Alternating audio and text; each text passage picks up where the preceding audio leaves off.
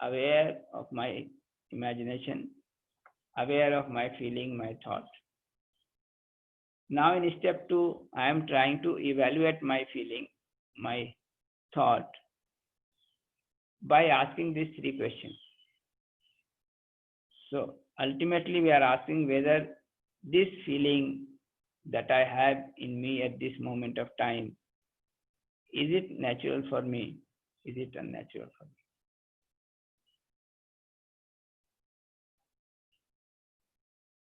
And that is it. So we just have to observe the feeling in step 1, and in step 2 we just have to evaluate it as to whether it is natural for me or not natural for me. In order to evaluate this, whether it is natural for me or not natural for me, we have asked these three different questions, right? Whether it is naturally acceptable to me or not naturally acceptable to me, whether it is in accordance with human nature or not in accordance with human nature, whether I want the continuity of this feeling or I do not want the continuity of this feeling. So ultimately, the answer that I want to get is whether this feeling is something natural for me or not natural. So this is what I have to do in step 2. Again, very simple step, but very important step.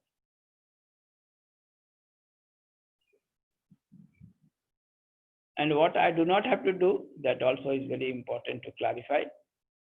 So I just have to observe and evaluate, but do not react. So I do not have to react to the feeling that I have in me at this moment, whether it is natural or unnatural. I just have to be aware of it, right? And I just have to evaluate it without trying to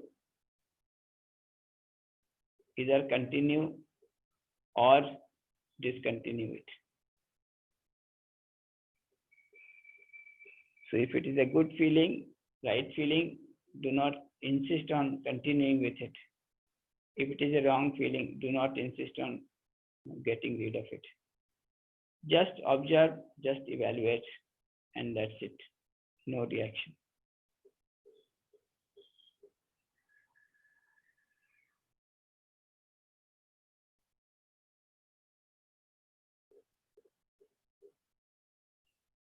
Yes, this is what I have to do in step 2. So let us see if there is any clarification required in step 1 or step 2.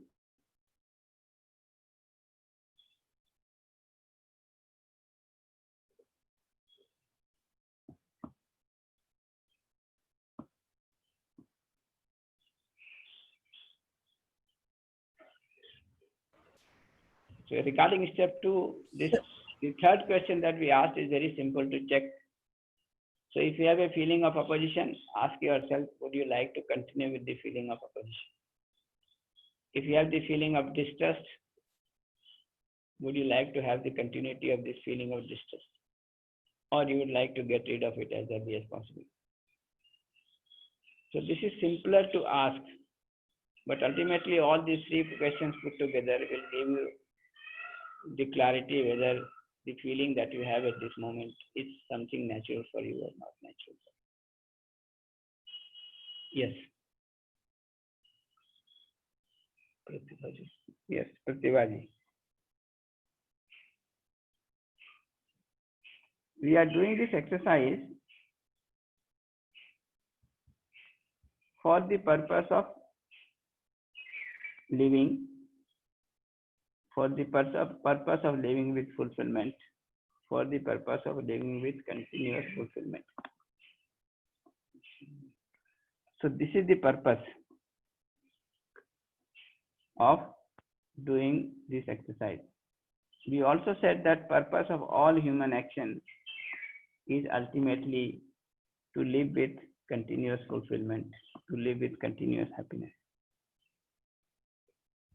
So this is the purpose of these exercises also, this practice also. So this was the first important point we made. Then we said that when going through this course on UHB, we found that if we want to ensure this continuous fulfillment, this continuous happiness in ourselves as human beings, then three things are important. Number one, right understanding in this self is important. Right feeling and right thought in this self is important. And this competence for living with the world outside, right living with the world outside, is also important.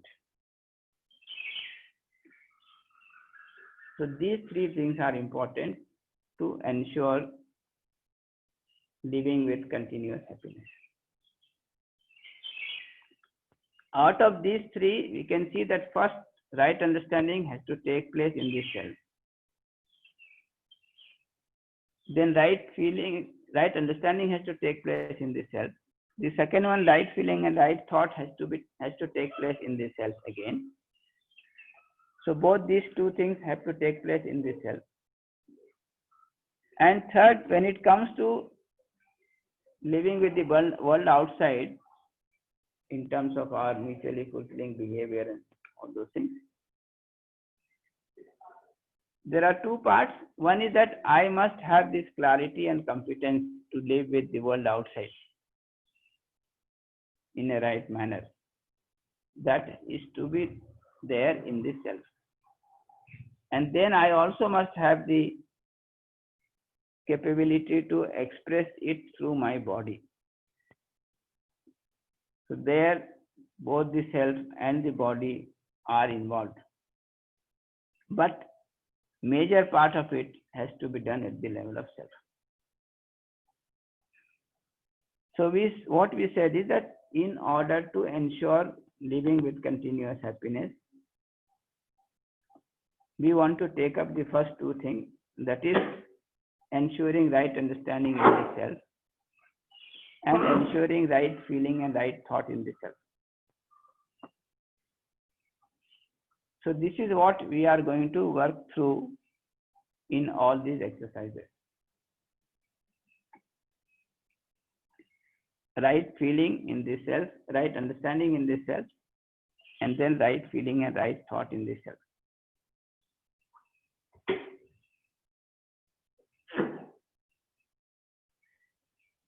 Right. Once we are able to do this, then I will be able to develop the necessary competence in the self and then do the necessary training of the body to live in harmony with the world outside as well.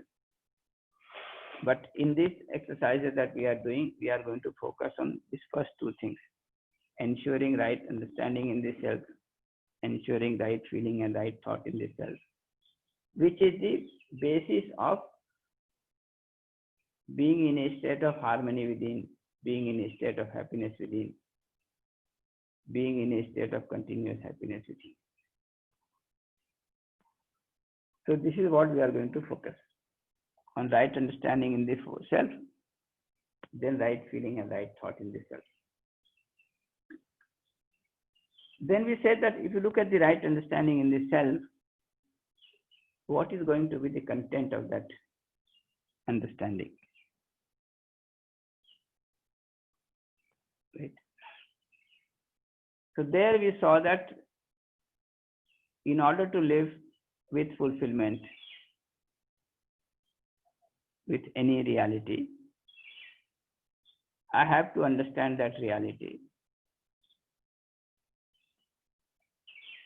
And in order to understand that reality, we have to pay attention, we have to observe that reality. And if you look at the expanse of my living, we find that ultimately we are related to everything. So we live with the self, the body, the family, the society, the nature, and ultimately the entire existence. So this is something which we have already seen in our first course itself.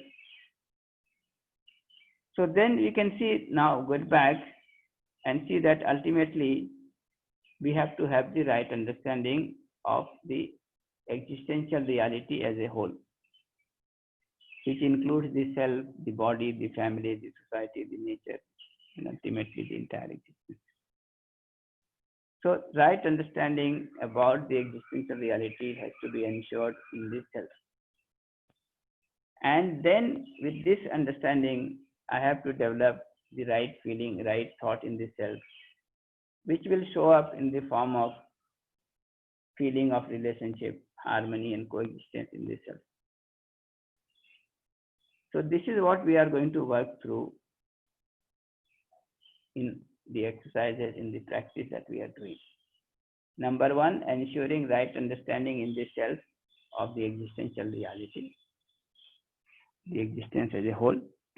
Number two, ensuring the right feeling and right thought in the self in terms of feeling of relationship, harmony, and coexistence. So this is what is the scope of our work. With this, we try to see into what this existential reality is. So again, in the first course on USV, we have seen that existence ultimately is in the form of coexistence, which is in the form of units submerged in space. And if you look at the units, there are two types of units, the material unit and the consciousness unit. So existence as such is the material unit, the consciousness unit in space or submerged in space. So we'll try to understand these three things, these three basic realities which are there in existence. Number one, the consciousness, the self. Number two, the material, the body, for example. And number three, the coexistence, the space.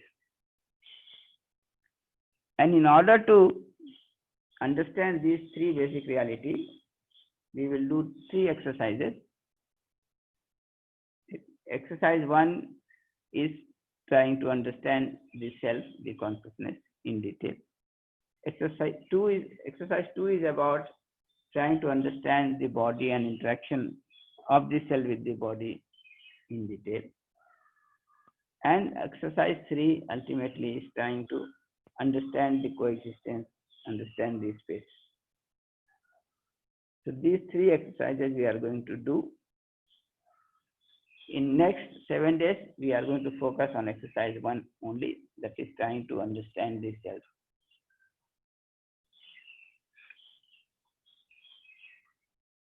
So in exercise 1, we'll try to understand the self. We have also said that so the thing to understand is all this. And we have also seen that ultimately, who is the self-seer? Who is the observer? Who is going to see? Who is going to understand? And the answer was, it is the self who has to see, who has to observe, who has to understand, and not the body. Body is used as an instrument by the self as and when required. So basically, it is the self who is the seer, the observer, the knower, the one who understands. Therefore, it is essential to understand the self first. So in exercise 1, we are trying to understand the self by the self, and we will work on this step by step. मैं इस बात को हिंदी में एक बार फिर से दोहरा देता हूँ.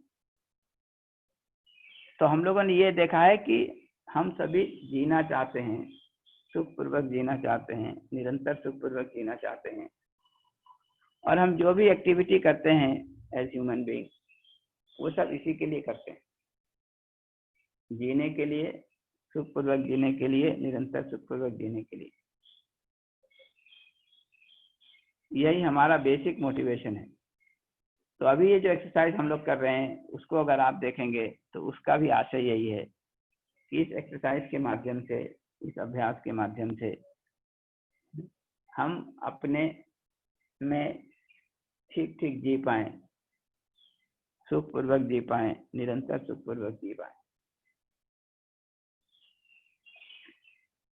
उसके संदर्भ में हम लोगों ने फिर ये कहा कि अगर हमको निरंतर सुखपूर्वक जीना है तो हम लोगों ने इस पर बहुत विस्तार से चर्चा की थी कि निरंतर सुखपूर्वक जीने के लिए 3 चीजें जरूरी है। एक तो स्वयं में, सेल्फ में सही समझ हो, ये जरूरी है। दूसरा, स्वयं में सही भाव हो, सही विचार हो, ये जरूरी है। और तीसरा, हम परस्परता में सही व्यवहार कर सकें, कार्य कर सकें, व्यवस्था में भागीदारी कर सकें, इसकी हमारे में योग्यता हो। ये 3 चीजें हमको जरूरी है। इसमें भी जो सेल्फ के लेवल पर होना है मुख्य काम, उसमें तो ये काम होना है कि हमारा समझ सही हो जाए, क्या सही है क्या सही नहीं है हमको समझ में आ जाए, और उस आधार पर हमारा भाव सही हो जाए, हमारा विचार सही हो जाए। तो इन दोनों चीजों पर हम लोग काम करेंगे। इसके संदर्भ में ये कहा कि समझने के जब हम जाते हैं तो पहले ये ध्यान में आ जाता है कि ध्यान में ले लेना जरूरी है कि भाई समझने का वस्तु क्या है, किन चीजों को समझना है। तो उसको तय करने जाते हैं तो पता लगता है कि हमारा जीने का जितना फैलाव है उन सब चीजों को समझना है। और चूंकि हमारा जीने का फैलाव पूरे अस्तित्व तक है, इसलिए पूरे अस्तित्व को समझना है। पूरे अस्तित्व को समझने जाते हैं तो इसके बारे में हम लोगों ने पढ़ा बहुत विस्तार से। पिछले जो भी लोग, जैसा मैंने शुरू में कहा था कि ज्यादातर लोग इस यूएचबी के कोर्स से गुजरे हुए लोग हैं, उसी के संदर्भ में टीचर्स ट्रेनिंग का काम कर रहे हैं, बच्चों को पढ़ाने का काम कर रहे हैं, तो उससे परिचित हैं। ऐसा मानकर ही हम लोग आगे की बात करेंगे। लेकिन अगर आपका परिचय कुछ कम है तो उस पर जो भी लिटरेचर है ऑडियो वीडियो का, वो आप देख सकते हैं, बुक को देख सकते हैं। तो ये ध्यान में आया कि समझने का जो फैलाव है वो हमारे जीने के फैलाव से जुड़ा हुआ है, और हमारे जीने का फैलाव अपने से शुरू करके परिवार, समाज, कृति से होते हुए पूरे अस्तित्व तक जाता है। तो हमारे जीने का फैलाव पूरे अस्तित्व तक है, इसलिए पूरे अस्तित्व को समझना जरूरी है। तो पूरे अस्तित्व को हम समझ सकें, इसके लिए प्रयास करना है। पूरे अस्तित्व के साथ हम सही भाव विचार को सुनिश्चित कर सकें, इसके लिए प्रयास करना है। इसी के लिए हम लोग काम करेंगे इस एक्सरसाइज में, इस प्रैक्टिस सेशन में।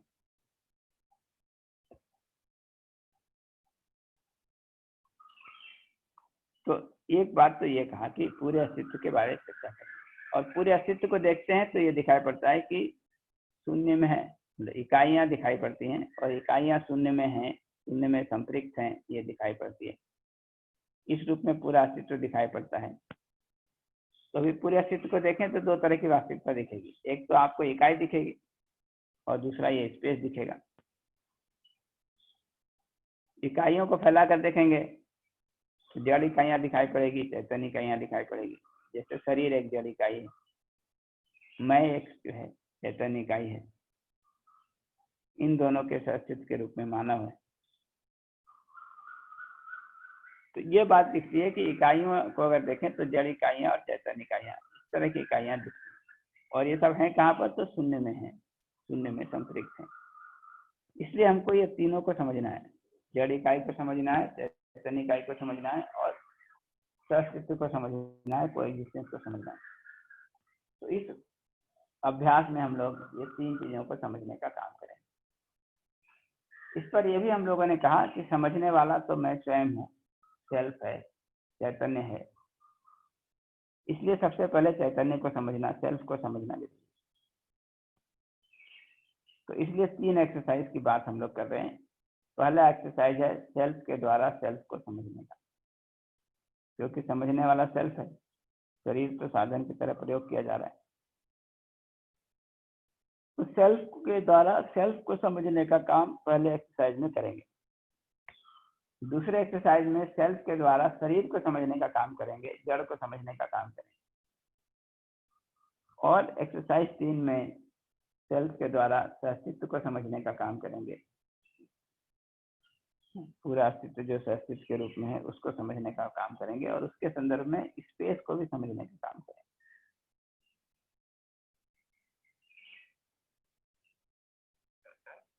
तो ये हमारा काम है, और इसको हम एक एक स्टेप चलेंगे। तो एक्सरसाइज 1 में हम स्वयं के द्वारा स्वयं को समझने का काम करते, तो उस काम को हम लोगों ने शुरू किया था। तो यहाँ पर आ जाते हैं।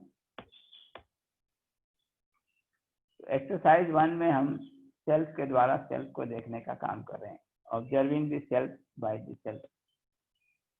उसी को दूसरी भाषा में कहा लुकिंग विद इन। अभी तक बाहर देख रहे थे, अपने तरफ कभी ध्यान ही नहीं जाता था, अब अपने पर ध्यान देना शुरू किए हैं, अपने में देखना शुरू किए हैं।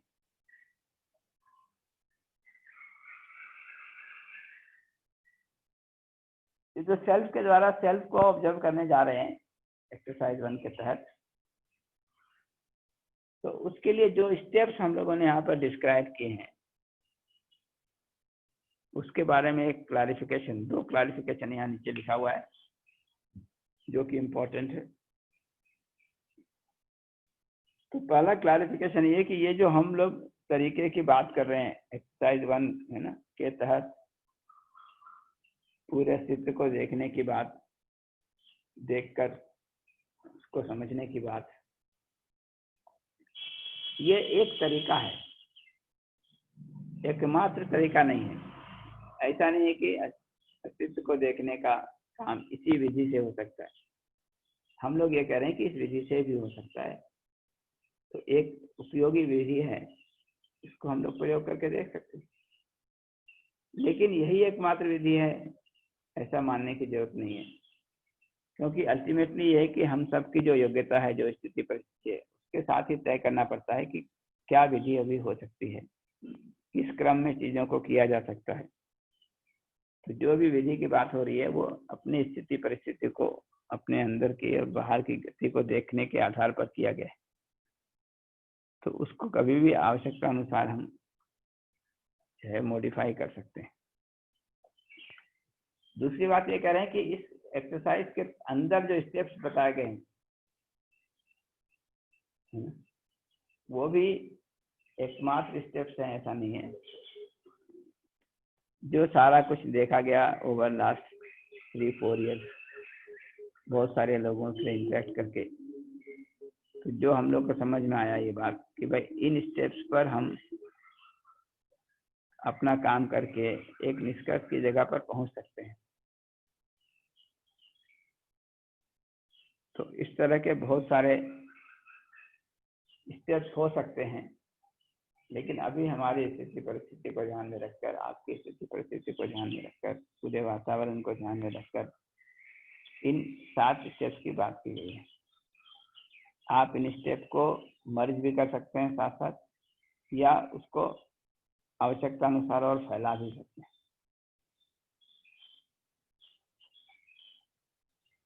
इस सब बातें मैं इसलिए पूरा रिपीट कर दे रहा हूँ कि कुछ लोग अगर देर से आए हों या ध्यान उस समय कहीं और उनका चला गया हो, तो उसको पूरे को ठीक से अपने मानस में बिठा लें, क्योंकि वो बहुत जरूरी है आगे काम करने के लिए।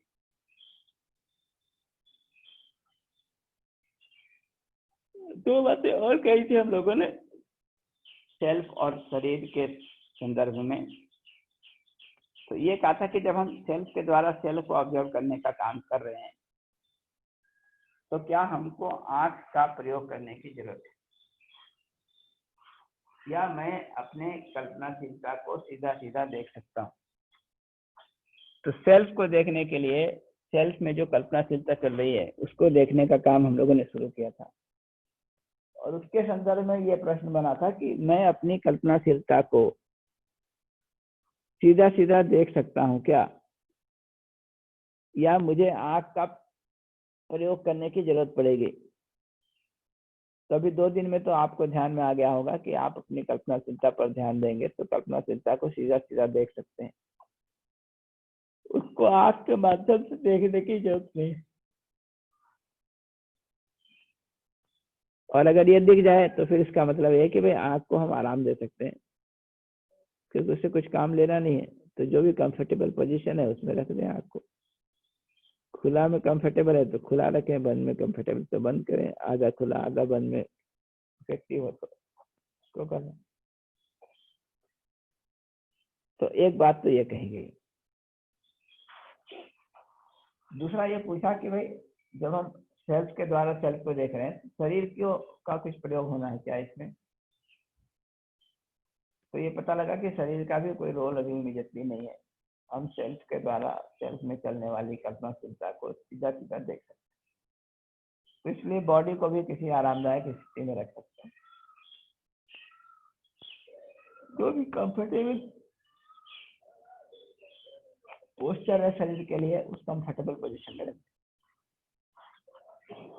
तो अब हम लोग इक्विप हो गए हैं सेल्फ के द्वारा सीधा सीधा सेल्फ को देखने के लिए।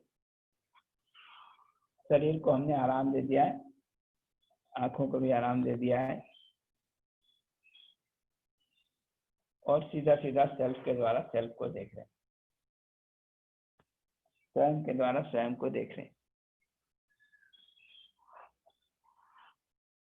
तो इस तैयारी के साथ अब हम लोग एक एक स्टेप पर बात शुरू करते हैं। ये 7 स्टेप्स हैं जिसको हमने एक साथ यहाँ रख दिया, लेकिन हम लोग एक एक स्टेप पर बात करेंगे। तो स्टेप 1 पर बात शुरू किया था हम लोगों ने, और बहुत सिंपल है स्टेप 1, ये बात कही थी, सिंपल है लेकिन इम्पोर्टेंट है। तो क्या करना है स्टेप 1 में? स्टेप 1 में सिर्फ इतना करना है कि इस क्षण मेरे में जो कल्पनाशीलता चल रही है, जो इमेजिनेशन चल रहा है, उसके प्रति हमको अवेयर होना है, उसके प्रति होश में आना है, उसके प्रति जागरूक होना है।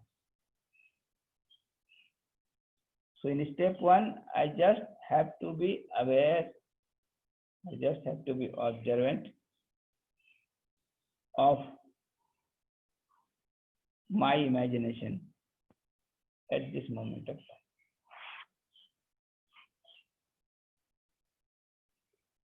ये काम करना है स्टेप 1 में। अभी तक क्या हुआ है? अभी तक तो हमारा ध्यान ज्यादातर समय बाहर रहता था, और उसका कारण ये था कि हमने बाहर की चीजों को इम्पोर्टेंट मान रखा था। तो जिस चीज को हम इम्पोर्टेंट मानते हैं उसी पर हमारा ध्यान जाता है। तो अभी तक हम लोगों ने अगर बाहर की चीजों को महत्वपूर्ण माना है तो बाहर ध्यान जाता है। एक बार ये दिख जाएगा कि मैं भी महत्वपूर्ण हूँ, तो मेरा अपने पर ध्यान जाएगा।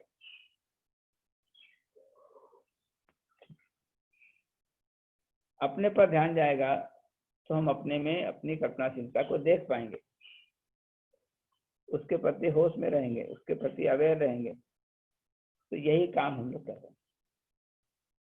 तो स्टेप 1 बहुत सिंपल है, स्टेप फॉरवर्ड है कि इस क्षण मेरे में जो भी कल्पनाशीलता चल रही है, जो भी इच्छा विचार आशा चल रही है, जो भी भाव विचार चल रहा है, उसके प्रति हमको होश में रहना है, उसके प्रति अवेयर रहना है, उसके प्रति ऑब्जर्वेंट रहना है, उसके प्रति जागरूक रहना है। बस इतना ही काम करना है।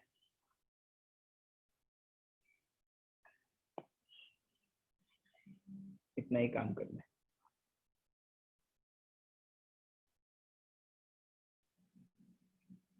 इसके संदर्भ में कुछ ऑब्जर्वेशन जो आते हैं उसको भी मैं थोड़ा ब्रीफली मेंशन करता हूँ। कल कर दिया था मैंने इसको।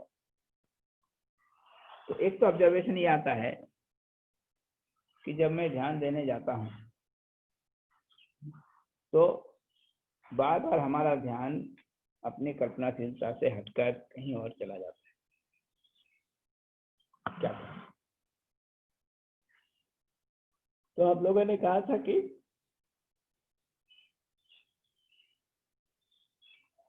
आप अपना ध्यान अपनी कल्पनाशीलता पर बनाएं।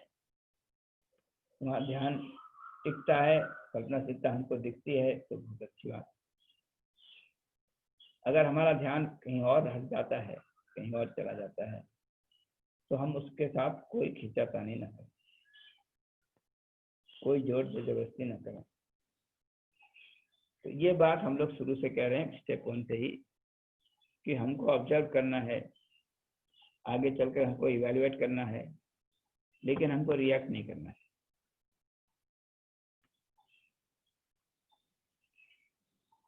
बिना रिएक्शन के ये सब चीजें कर दी।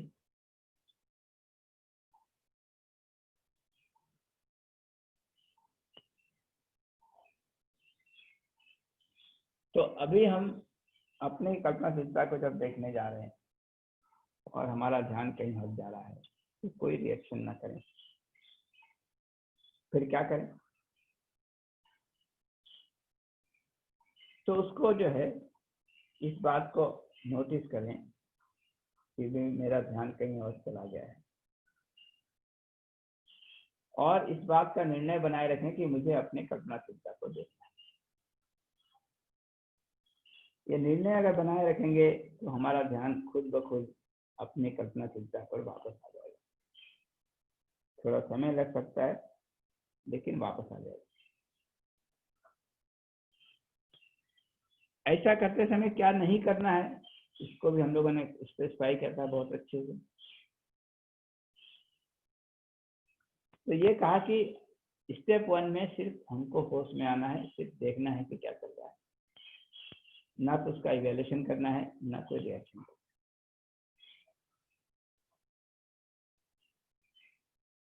तो स्टेप 1 में जो भी हम देख रहे हैं कल्पनाशीलता को, विचारधारा को, उसको सिर्फ देखना है एक देखने वाले के रूप में, एक सीयर के रूप में।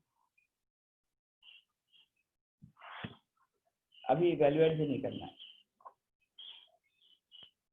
और जो चल रहा है उसको ना तो बनाए रखने की कोशिश करनी है ना हटाने की कोशिश करनी है, किसी भी फॉर्म में रिएक्शन नहीं करना।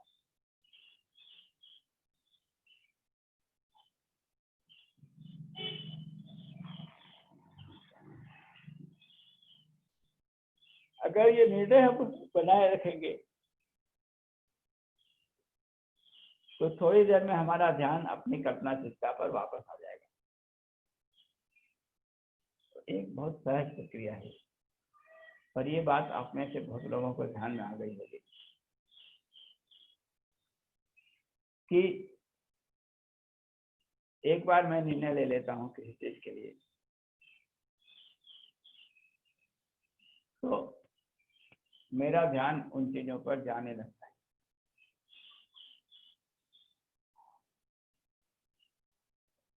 मेरा ध्यान उस चीज पर जाने लगता है जिसके संदर्भ में अभी हम लोगों ने विचार किया है।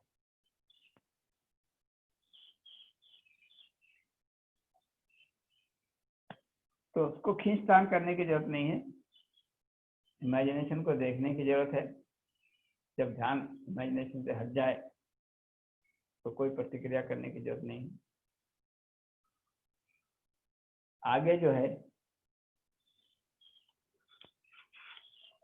हम ध्यान देंगे अपने पर, या हमको अपने पर ही ध्यान देना है, अपने कल्पनाशीलता पर ही ध्यान देना है, इस बात के निर्णय को बनाए रखेंगे तो हमारा ध्यान किसी समय वापस लौट कर वहां जाएगा।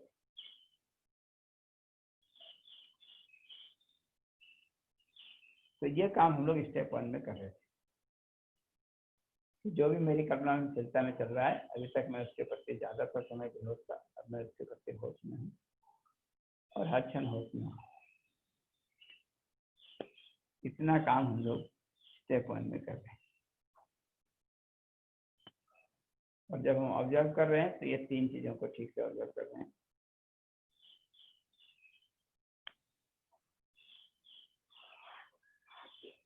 क्या हमारे में इच्छा चल रही है, फीलिंग चल रही है, क्या हमारे में विचार चल रहा है, क्या हमारे में आत्मा चल रहा है। तो हर क्षण हम अपनी कल्पनाशीलता को देख रहे हैं, कल्पनाशीलता में जो भाव विचार है उसको देख रहे हैं, लेकिन कोई प्रतिक्रिया नहीं कर रहे हैं, कोई मूल्यांकन नहीं कर रहे हैं। जो अच्छा है उसको हटाने का प्रयास, बनाने का प्रयास नहीं कर रहे हैं, जो अच्छा नहीं है उसको हटाने का प्रयास नहीं कर रहे हैं।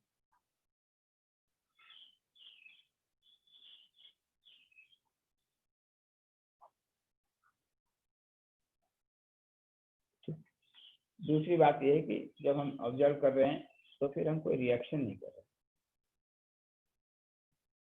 जो चल रहा है, जैसा चल रहा है उसके प्रति अवेयर हैं, उसको देख रहे हैं बिना कोई प्रतिक्रिया के, बिना उस कल्पनाशीलता को बनाए रखने या हटाने का प्रयास किए।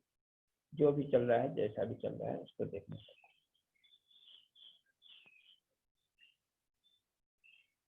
तो ये स्टेप 1 का काम था जिसको हम लोगों ने परसों शुरू किया था। स्टेप 1 का काम होने लगा तो हम लोगों ने स्टेप 2 पर काम करना शुरू किया था। और स्टेप 2 में 2 बहुत सिंपल प्रश्न पूछे थे, बल्कि 3 प्रश्न पूछे थे। अल्टीमेटली मतलब तो उनका सिर्फ इतना ही है कि हम अपने से पूछ रहे हैं कि इस क्षण मेरे में जो भाव विचार चल रहा है, जो कल्पना विचार चल रही है, उसमें उस भाव के संदर्भ में अभी अपने में ये जांच रहे हैं कि यह भाव मेरे लिए सहज है या असहज है। तो अगर मेरे में किसी के प्रति स्नेह का भाव है, किसी के प्रति संबंध का भाव है,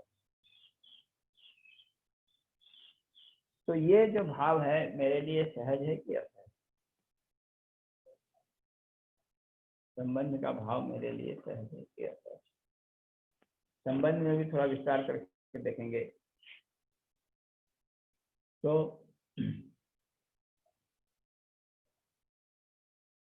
इस क्षण मेरे में जो भाव चल रहा है,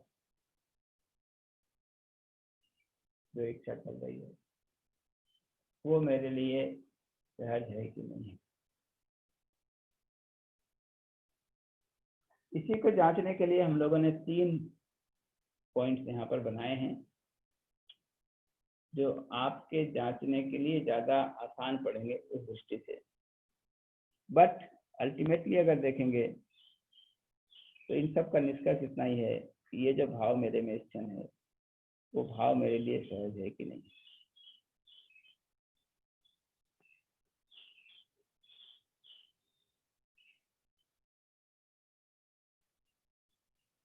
तो ये 3 प्रश्न यहाँ पर लिखे हम लोगों ने कि इस फीलिंग के संदर्भ में अब हम ये देखें कि एम आई कंफर्टेबल,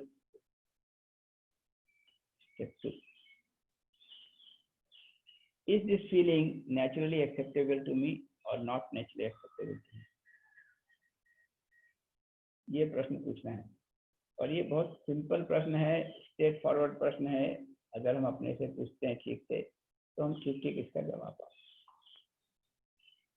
तो जितने भी प्रश्न हम लोगों ने बताए थे कि वह संबंध का भाव हमको सहज स्वीकार होगा या विरोध का भाव, स्नेह का भाव सहज स्वीकार होगा या द्वेष का भाव, सम्मान का भाव सहज स्वीकार होगा कि अपमान का भाव।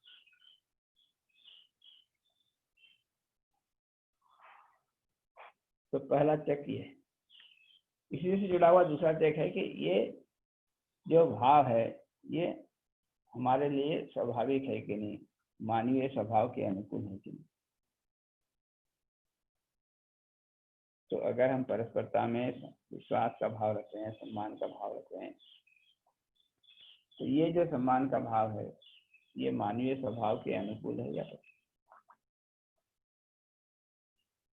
और इसी तरह से तो तीसरा पॉइंट हम लोग कह रहे हैं वो ये कि हम अपने से पूछ लें कि ये जो भाव मेरे में क्षण चल रहा है, क्या मैं इस भाव की कंटिन्यूटी बनाना चाहूँ?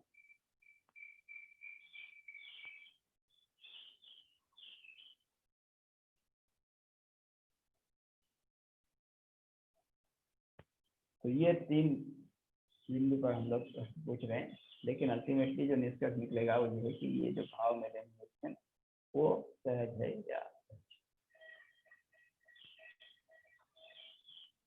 इस काम को कल शुरू किया था, इसको हम लोग कंटिन्यू करेंगे। इसमें भी ये वार्निंग हम लोगों ने दी थी कि स्टेप 1 में तो सिर्फ होश में आने का काम किया था, देखने का काम किया था। स्टेप 2 में हम लोग देखने का काम भी कर रहे हैं और मूल्यांकन भी कर रहे हैं। तो ये डिफरेंस है स्टेप 1 और स्टेप 2 में। स्टेप 1 में सिर्फ देख रहे हैं जो भी चल रहा है, दूसरे स्टेप में पूछ रहे हैं कि ये भाव मार्ग को सहज स्वीकार है कि नहीं।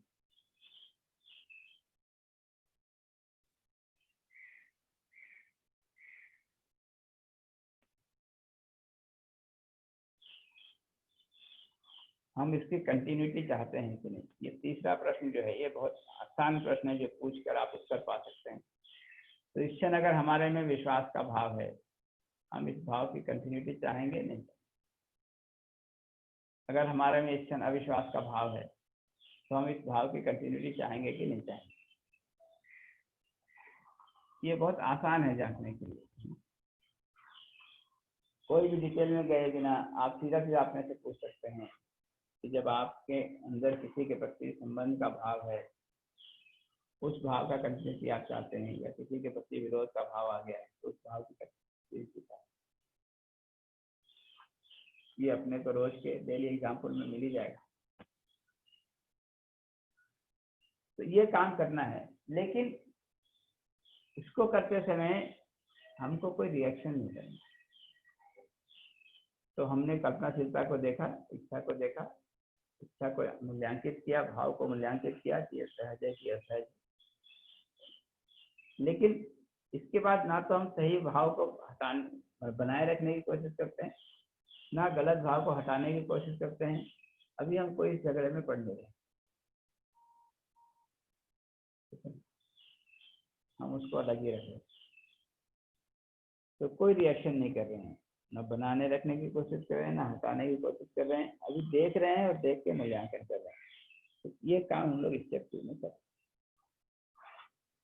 ये 2 को करते हुए अब स्टेप 3 में जो आगे का काम हम लोग करना चाहते हैं, वो ये पूछना चाहते हैं कि ये जो भाव मेरे में इस क्षण है, सहज हो या असहज हो, इस भाव के साथ क्या मैं अपने में आराम में हूँ या परेशान हूँ? Am I in state of comfortable within or uncomfortable within?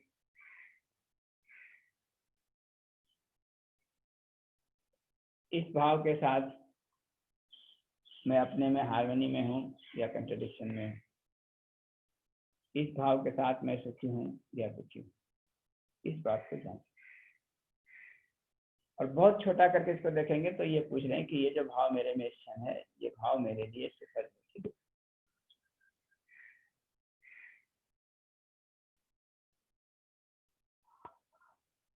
तो स्टेप 3 में बहुत सिंपल बात पूछ रहे हैं। ये जो भाव विचार मेरे में चल रहा था, तो स्टेप 1 में हमको दिखाई पड़ा।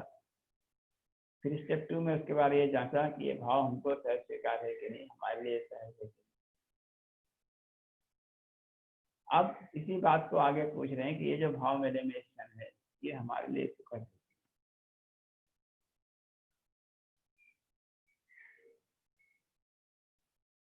तो बात इसमें,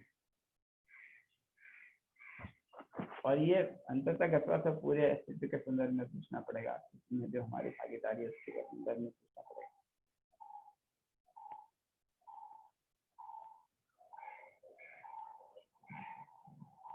तो क्या स्थिति, इस भाव के साथ मैं अपने में सुखी हूँ या दुखी,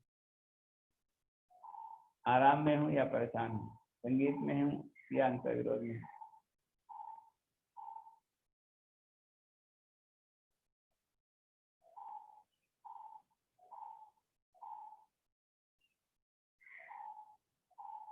तो इसको जांचने का काम आज हम शुरू करेंगे, कंटिन्यू करेंगे, बल्कि पहले तीनों स्टेप पर ही हम अपना काम जारी रखेंगे। तो स्टेप 3 में फिर से मैं दोहरा देता हूँ, बहुत सिंपल काम है। स्टेप 3 में हम अपने से पूछ रहे हैं कि इस क्षण मेरे में जो भाव है, जिसको हम लोगों ने स्टेप 2 में जांचा था कि सहज है कि असहज है, अब ये पूछ रहे हैं कि यह भाव हमारे लिए सुखद है कि दुखद है।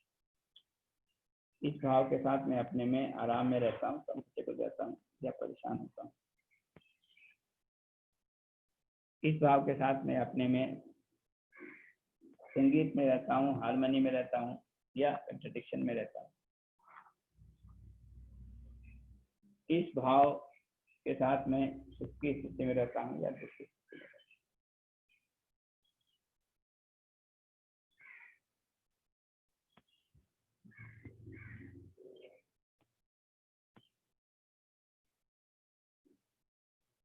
तो इस काम को अब करेंगे।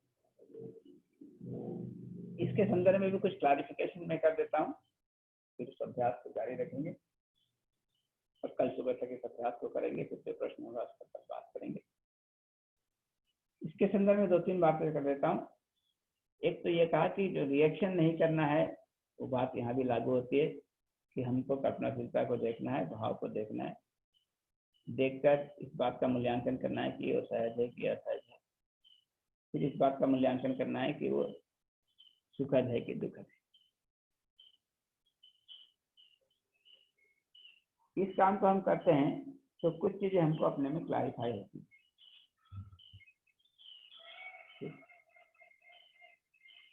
वो क्लैरिफिकेशन ये मिलता है हमको कि जब भी मेरे में कोई ऐसा भाव आता है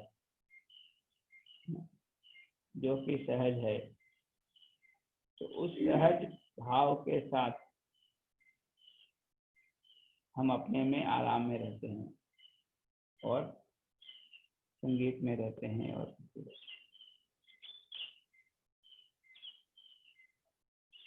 एक क्षण के लिए भी अगर अन्यथा भाव आ जाता है, ऐसा भाव जो हमको सहज स्वीकार नहीं है, तो सहज नहीं है, तो मैं अपने में परेशान हो जाता हूँ, अपने में अंतर्विरोध में आ जाता हूँ, अपने में दुखी हो जाता हूँ। ये बात हम ठीक से देख पा रहे हैं कि नहीं?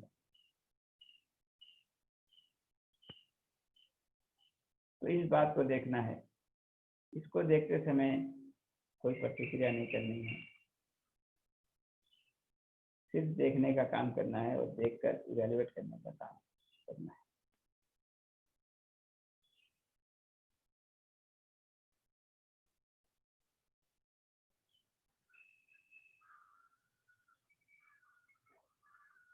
इतना काम स्टेप 3 में होना है। तो इसके संदर्भ में कोई क्लैरिफिकेशन चाहिए तो हम लोग 10 मिनट ले सकते हैं। तो मैं सिर्फ रिपीट कर देता हूँ। स्टेप 1 में अपने कल्पनाशीलता के प्रति होश में आने का, अपने भाव विचार के प्रति होश में आने का काम कर रहे हैं। स्टेप 2 में इस बात को देखने का प्रयास कर रहे हैं कि इस क्षण जो भाव मेरे में है, वो भाव मेरे लिए सहज स्वीकार है कि नहीं, सहज है कि नहीं, निरंतरता में चाहता हूँ कि नहीं। और स्टेप 3 में हम लोग ये पूछ रहे हैं कि ये भाव मेरे लिए सुखद है। Does it lead to a state of harmony and happiness, or does it lead to a state of disharmony and unhappiness?